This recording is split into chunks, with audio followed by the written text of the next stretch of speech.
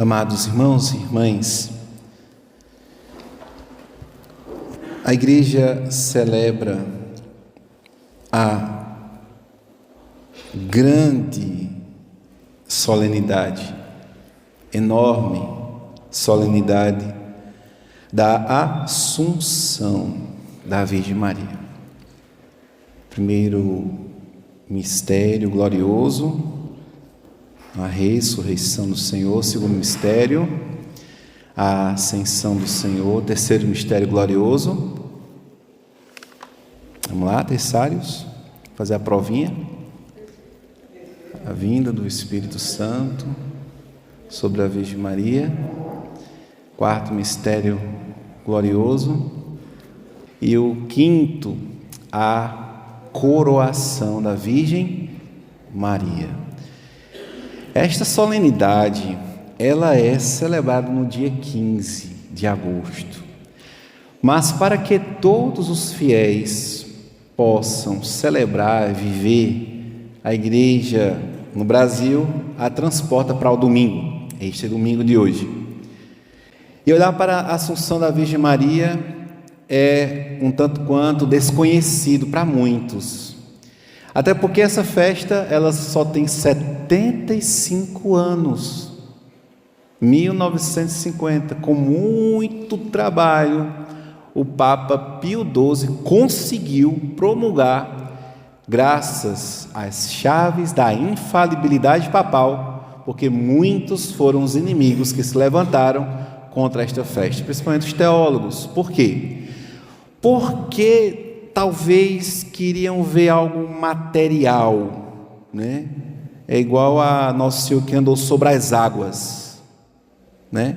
Porque está narrado que ele caminhou e que se até os apóstolos, os discípulos o viram como um fantasma, e nesta Pedro vacilou na fé, porque ao ir ao encontro do Senhor ele também sucumbiu nas águas. Provavelmente por isso foi que a história não tinha reconhecido algo que é tão antigo quanto a própria passagem da Virgem Santíssima sobre a terra, esta festa, né? E que há relatos que desde o século VI já se celebrava a Assunção de Maria. Se no século VI se celebrava, então quer dizer que a tradição já reconhecia que a Virgem Santíssima, a Mãe Imaculada, preservada da mancha do pecado original, a maternidade, Virgem Maternidade de Nossa Senhora, ela foi assunta aos céus. E este é o quarto dogma, né? O primeiro dogma, a maternidade divina da Virgem Santíssima, a sua Imaculada Conceição, seu nascimento, depois a sua Assunção e a coroação da Virgem Santíssima. E de modo que o Papa Pio XII resolveu no documento em que ele reconhece a Assunção da Virgem Maria, depois de toda a fundamentação bíblica, todo o contexto histórico, então ele define Maria Santíssima para estar mais conforme ela já era, porque ela tinha a forma de Cristo, ela era a própria forma. Quem quiser ser cristão é só olhar para Nossa Senhora. Então ela já estava forme, ou seja, idêntica a Nosso Senhor, foi assunta aos céus e coroa de corpo e alma, como nós rezamos na tradição do texto litúrgico, e coroada como rainha do céu, da terra, no céu dos santos e dos anjos e na terra dos homens. E essa é a definição da Assunção da Virgem Maria. Como a história demorou a reconhecer essa festa, a gente entra na tradição para lembrar e reconhecer o valor da Assunção em nossas vidas. e reconhecer que os discípulos, primeiramente, a Virgem Santíssima, ela não tinha a mancha do pecado original. Logo, ela não envelheceu como uma pessoa normal. Ela não tinha a corrupção do pecado. Se não houvesse, há uma pergunta, né? Se não houvesse o pecado no mundo, morreríamos como um passarinho, viveríamos muito mais tempo, mas porque entrou o pecado no mundo, o desserviço, não serve, não servirei, de Lúcifer, quando olhou a criatura mais bela da terra, uma filha de Deus, a Virgem Santíssima, ele disse: não servirei. Eu, um serafim mais próximo de Deus. E aí começou então a rebelião, e esta rebelião é prefigurada no Gênesis, no proto-evangelho que é anunciado se depois da festa de hoje ainda existir protestantismo, é porque os cristãos não estão rezando, nem estão entendendo a catequese, e estão saindo da missa e ficando com a boca calada. O demônio quer isso, quer calar a boca dos católicos, né? Como quis silenciar essa festa da Assunção, né? Então, o proto-evangelho, Gênesis 3,15, diz o quê? Vamos lá, vocês lembram? Colocarei inimizade entre ti e a mulher. Depois do castigo, do afastamento do paraíso de Adão e Eva, Deus, de maneira imperativa, fala com a serpente. Primeiro momento que Deus fala acho que o primeiro foi lá no céu, quando ele se rebelou. Talvez a continuidade deste serviço, né? Porque ele é um anjo de luz, Lúcifer, é as trevas. Então o serviço dele seria na terra, né?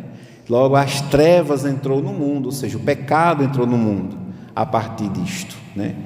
Então Deus não dialoga, né? Mas ele impera ali dizendo, né? Colocarei inimizade, ou seja, não tem conversa com o demônio. Colocarei inimizade entre ti e a mulher, entre a tua descendência e a descendência dela. E quem é a descendência de Maria? Jesus. Proto-evangelho, o primeiro anúncio da encarnação do Verbo divino, da encarnação do Verbo de Deus. Então, amados irmãos e irmãs, está lá no primeiro livro da Bíblia, abriu, Gênesis 3,15, está lá, dizendo que a geração da Virgem Maria tem inimizade com a geração da serpente. Nosso Senhor, então, está prefigurado em Gênesis, capítulo 3,15. Se você não ficar católico, você que me ouve aí no canal, depois desta, não tem como mais explicar as coisas, né? Ou se faz, né? O pior surdo é aquele que não quer ouvir, né? O pior cego é aquele que não quer ver, né? Você não quer ver a verdade, então não tem o que fazer, não. Colocarei inimizade entre ti e a serpente, em tua geração, ela te pisará a Quando você pisa a cabeça de uma cascavel, ela se esbugalha, e talvez os dentes, as presas, que ela não tem dente, né? Nunca vi cobra com chapa, né? Nem com implante dentário. Ela tem presas, eu acredito. E aí quando você pisa na cabeça, as presas saem para fora, né? Melhor do que para dentro. Elas saem, né? E tu te ferirás o calcanhar. Então pisou, acabou o assunto, né? O rio, para mostrar o combate espiritual e o poder que a Virgem Maria tem para expulsar o demônio, porque ela é a toda bela, toda humilde. Como diz Santo Afonso, Deus juntou todas as águas e fez o mar. Que poesia bonita de Santo Afonso. Deus juntou todas as águas e fez o mar. Deus juntou todas as graças e fez Maria. Olha, uma bela canção, né? Para o senhor compor lá Deus juntou todas as águas e fez o mar. Deus juntou todas as graças e fez Maria. Já tem uma música, mas a gente pode, né? O texto é de Santo Afonso, né? E então, no combate, não um combate, podemos dizer assim, né? Podemos dizer que foi um anjo de luz, grandíssimo, né? Mas que se tornou um demônio, né? Se rebelou contra Deus. Não adianta, se você vem para a missa e não ama nosso Senhor Jesus Cristo, não venha para a missa, né? Se você não está em estado de graça antes da Eucaristia, em algumas igrejas tem um padre ali atendendo a confissão, mas aproveite que Nossa Senhora dos Milagres vem essa semana, e à tarde a gente atende a partir das 4 da tarde, até a hora da missa vamos estar atendendo, né? Não adianta, se você comunga em estado de desgraça, pecado mortal, você só vai aumentar a sua distância entre você e Deus, vai cada vez mais rejeitar. Rejeita tudo que é sagrado. A igreja passa a ser um teatro, um monumento, um patrimônio imaterial da cidade local, ponto, acabou. Não é nada, ficará olhando a Virgem Maria como olharam os teólogos que não reconheceu este dogma da Assunção, né? Porque quer ver apenas a matéria, né? Então, amados, a definição é esta.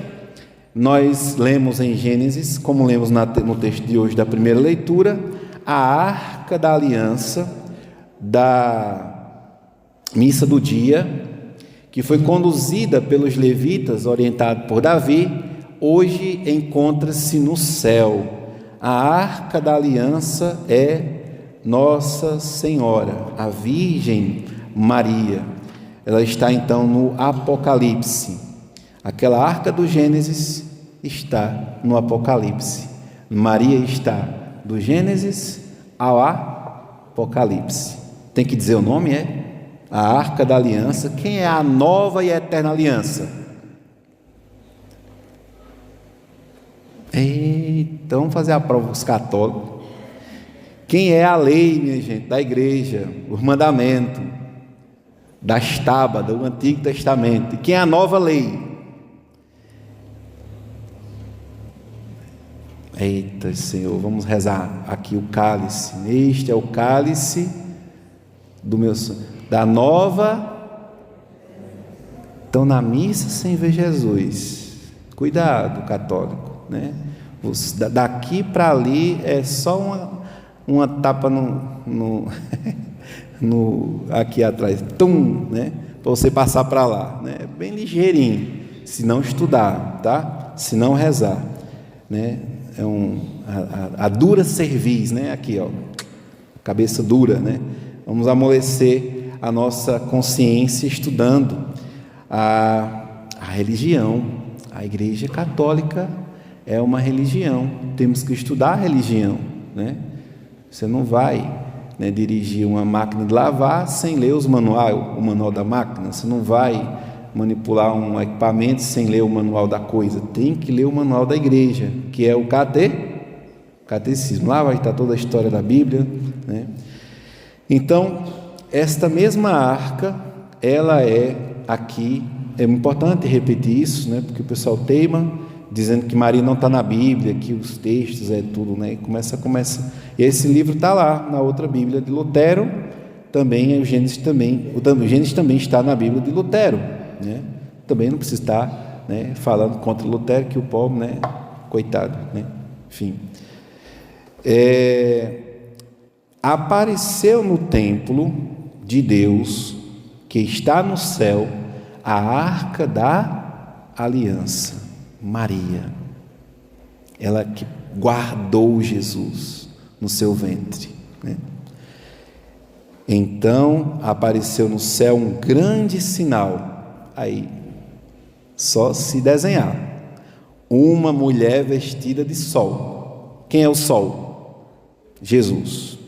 Ela está conformada a Jesus, tendo a lua debaixo dos pés, ou seja, tudo que é variável falta de fé, incredulidade, indiferença, tudo que varia está nos pés de Nossa Senhora, né? O pecado está lá. E nós ouvimos também no texto de São Paulo aos Coríntios, na segunda leitura, Deus pôs tudo debaixo dos seus pés.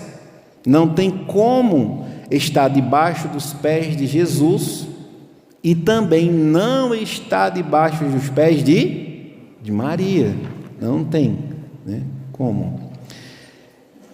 Tendo a lua debaixo dos pés, sobre a cabeça uma coroa, ela é a rainha dos apóstolos, 12 estrelas, os príncipes da igreja, os principados do céu, que governam a igreja na terra e que governam a igreja no céu. Então apareceu um outro sinal, aí é a prefiguração do que no Gênesis era serpente, aqui será um dragão. A história continua e nós paramos por aqui, certo? Depois voltemos para a tradição. Como os teólogos negligenciam a assunção da Virgem Santíssima, então a gente vai para a história e vai lembrar que antigamente, que como aconteceu geralmente nos proto-evangelhos, nos evangelhos apócrifos, tem uma tradição, né, que diz, é uma fonte, que enquanto a Virgem Santíssima estava sendo assunta aos céus, Tomé não estava presente. Então, como ele não estava presente na ressurreição do Senhor, neste momento ele também não estava. E que Nossa Senhora, ao subir aos céus, tendo sido, né, levada pelo próprio Senhor, ela deixa cair o cinto, né? E quem é que pega o cinto? Que não acredita? Tomé, né? Tomé tem que pegar alguma coisa para crer. Aí Nossa Senhora, sabendo, ela que é uma mãe que cuida dos seus filhos, sabendo que o seu filho iria sofrer, não crendo, ou com angústia no coração, ela vai e solta o cinto, né? E cai, e Tomé pega. É uma tradição, né? Como ironizam com a história, a gente usa a história para reconhecer. Uma outra tradição disse que Maria foi colocada num túmulo e que durante 3 dias os anjos escutaram os anjos cantando dentro do túmulo, né? E que depois de 3 dias houve um grande silêncio. Também Nosso Senhor vem buscar a sua própria mãe. E também no 3º dia, quem é que não estava? Tomé. Aí, mais uma vez, se conforma as 2 histórias. Como são histórias contadas que conformam uma com a outra, aí a gente usa esses exemplos para lembrar, né?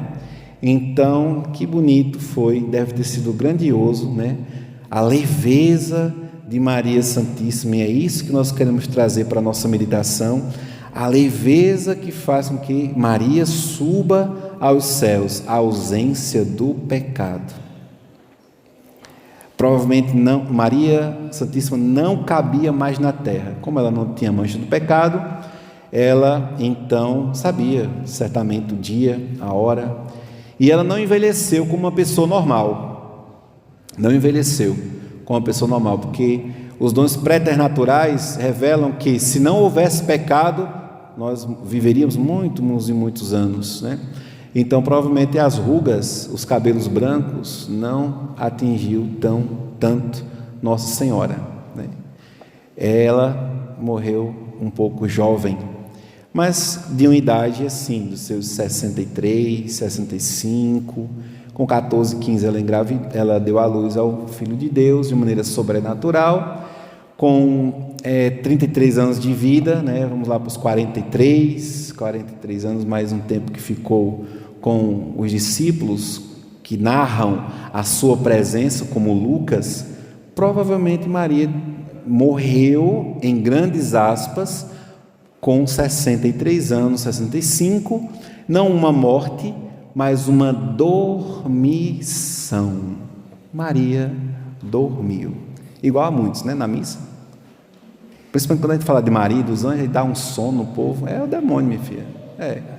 Acorde que o Satanás ele não quer que você escute e vem um sono na hora do texto, né? Por que será, hein, diabo, que dá sono no terço? Porque é a oração angélica, né? Aí todo o peso da sua falta de oração durante o dia, da falta da piedade, de tudo que você faltou, aí você quer milagre, né? Você quer milagre, né? Você não rezou desde manhã, aí deixa para rezar à noite, primeiro já pecou, né? Porque não meditou durante o dia. Você acordou feito Marta, né? Calma, Marta, vamos trabalhar, mas não tanto, vamos rezar também com Maria, né? E aí por isso que dá sono, né, no povo, né? Porque você está servindo mais ao tempo, e vou explicar por quê, né? Você serve mais ao tempo, você está mais preocupado em acordar e ir para o colégio, você está mais preocupado em acordar e já preparar a coisa para todo mundo sair, do que acordar para rezar, né?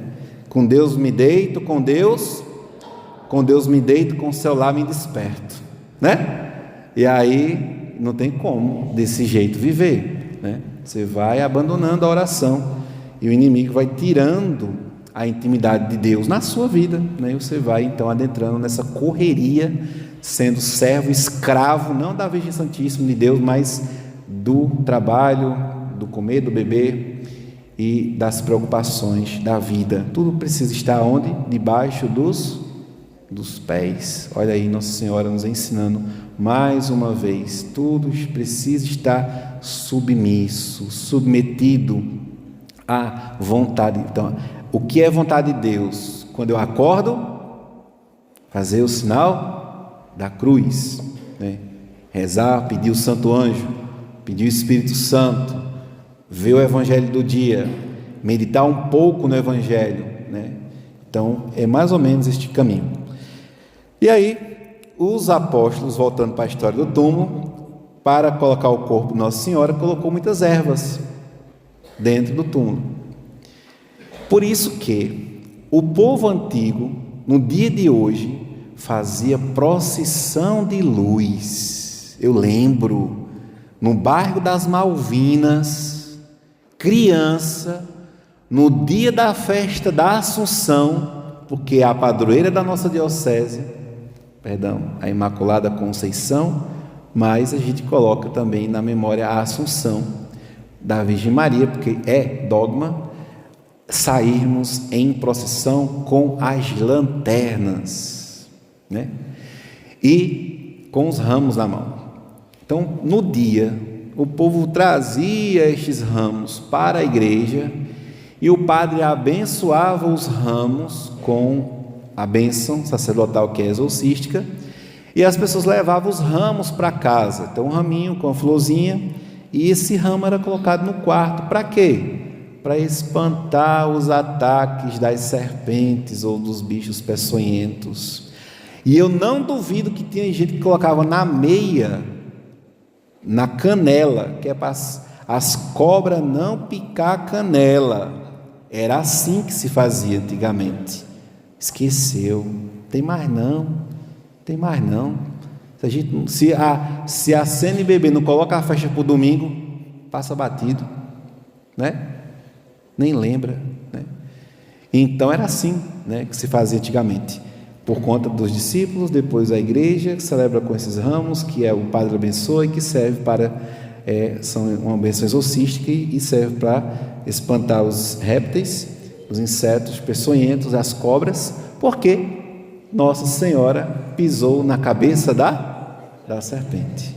Que bonito. Tudo isso é história que é negligenciada para reconhecer o dogma da Assunção.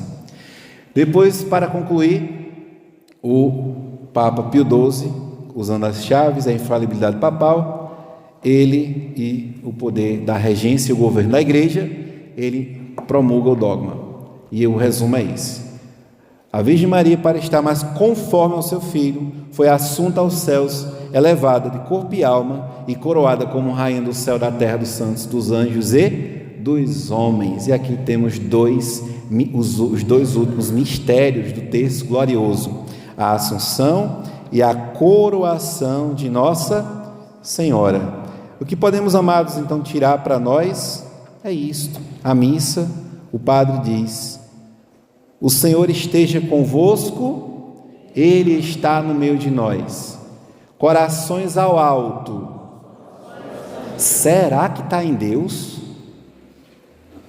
Né? Se a gente sai da missa com a boca calada, não está tão, né?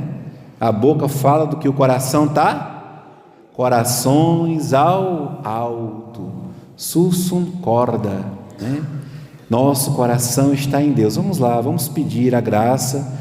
Essa semana a Virgem Santíssima, a imagem peregrina Nossa Senhora dos Milagres estará aqui para rezarmos a missa. Muitas pessoas vêm à igreja para estar realmente com os corações ao alto. É preciso estar leve e sem pecados, e quem passa tempo sem confessar, então, próxima quinta, a partir das 16h, estaremos atendendo confissões, para que, iluminados pela festa da Assunção, o coração, a alma, nossa alma, os nossas pequenas alminhas, como Nossa Senhora olha para nós, possa realmente receber e abraçar o Filho da Virgem Maria e sermos cada vez mais pessoas santas, espirituais, leves, sem mundo como peso dentro do coração. Um mundo que pesa e que cada vez mais gera nas pessoas uma esclerose cardia. A esclerose é na cabeça, a cardia é do coração. Uma esclerocardia, que é esquecer de Deus. Ponto. E acabou, né? Vamos lá, irmãos, irmãs, vamos pedir a Deus a graça da leveza da vida batismal que recebemos. Que Nossa Senhora, hoje revestida de sol, o Cristo também deseja interceder, ela está intercedendo por nós. E também, de ontem para hoje, foi um dia que subiram muitas almas para o céu do purgatório. Esta missa, ela tem vigília. De ontem para hoje, as orações avulsas, os terços e rosários que a gente reza, de ontem para hoje, servem para as almas do purgatório. Muitas almas sobem para o céu, que já se purificaram do purgatório. Claro que a gente sabe que depois da morte, que é o primeiro novíssimo, vem o juízo, e que depois do juízo só tem 2 lugares, céu e inferno. Purgatório é temporário para o céu, mas muitas almas do purgatório que sofrem as chamas purificadoras estão hoje, agora, sobem nesta missa, por exemplo, ao céu. Que bonito. E essa é a sua missão de católico. Se você não quer vir à missa, já está pecando. Mas lembre-se de confessar e de vir à missa pelas almas, né? Pelo menos por isso. Glória ao Pai, ao Filho e ao Espírito Santo, como era no princípio, agora e sempre.